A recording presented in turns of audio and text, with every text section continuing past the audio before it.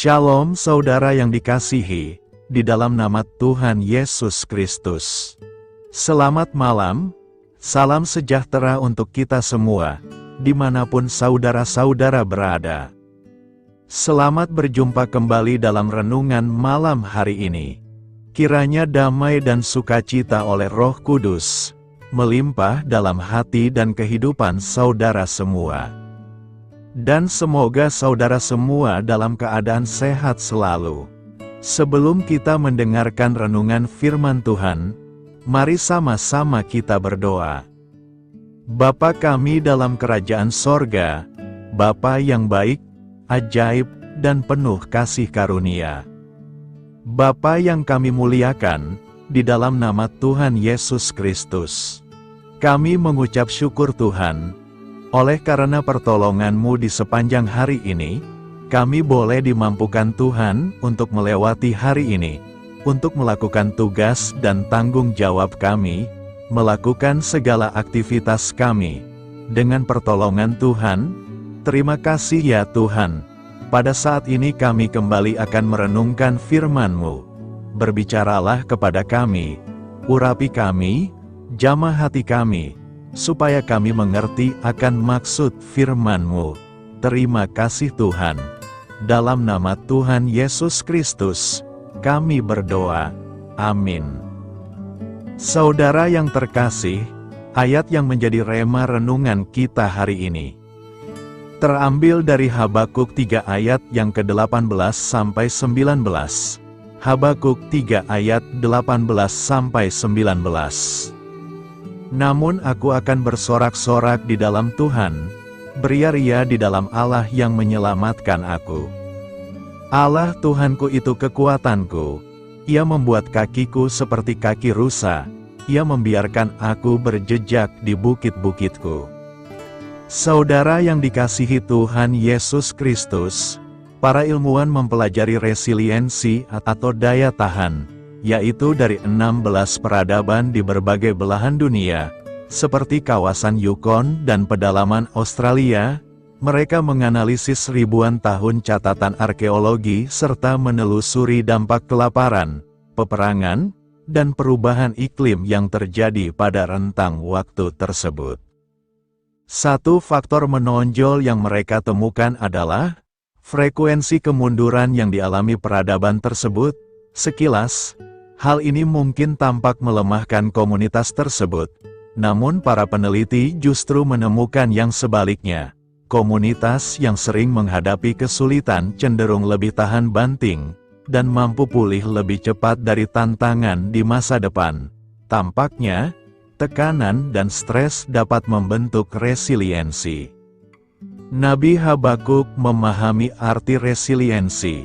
Ketika ia memikirkan kehancuran yang akan menimpa Yehuda, ia melukiskan gambaran yang suram, ladang-ladang tidak menghasilkan bahan makanan, kambing domba terhalau dari kurungan, tidak ada lembu sapi dalam kandang, dan tanah yang tandus.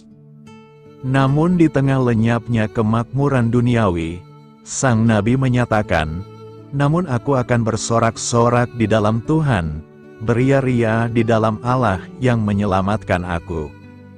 Sukacitanya tidak tergantung pada keadaan atau kenikmatan duniawi, melainkan berakar pada karakter Allah yang tidak pernah berubah dan juga keselamatannya. Dalam musim-musim yang terkelam, sang nabi memilih untuk bersukacita dan memiliki resiliensi yang lebih kuat. Saudara yang terkasih, bagaimana Anda dapat menemukan pengharapan dalam Allah? Doa sukacita seperti apa yang dapat Anda naikkan di tengah kesulitan hidup yang ada? Marilah kita renungkan. Seperti Habakuk dan berbagai peradaban dunia tersebut, ketahanan rohani kita bertumbuh melalui kesulitan yang berulang kali kita hadapi. Ketika kita menghadapi masa-masa yang sukar dalam hidup, mari tetap berpegang pada pengharapan kita di dalam Allah, dan mengingat bahwa Dia senantiasa menyertai kita. Dia memakai setiap tantangan yang kita hadapi untuk menumbuhkan sukacita dan resiliensi atau daya tahan dari iman kita. Bapa, kiranya kami menemukan pengharapan di dalam-Mu. ketika hidup terasa tandus dan hampa. Amin. Tuhan Yesus memberkati. Saudara yang terkasih, demikianlah renungan firman Tuhan pada malam hari ini. Semoga menjadi berkat bagi kita semua, dan untuk menutup renungan pada malam hari ini, mari kita berdoa. Bapa kami yang di sorga, Bapa di dalam nama Tuhan Yesus Kristus. Bapa, kami bersyukur, karena kami dapat mempercayai-Mu, untuk menuntun kami melewati segala sesuatu. Terima kasih Bapa, untuk damai sejahtera-Mu di hidup kami. Kami bersyukur juga Bapa, karena Engkau sudah memberikan begitu banyak berkat dalam hidup kami. Ajarlah kami juga Bapa, untuk mengucap syukur kepadamu setiap hari. Kami bersyukur juga Bapa, karena Engkau sudah memberikan begitu banyak berkat dalam hidup kami. Ajarlah kami juga Bapa, untuk mengucap syukur kepadamu setiap hari.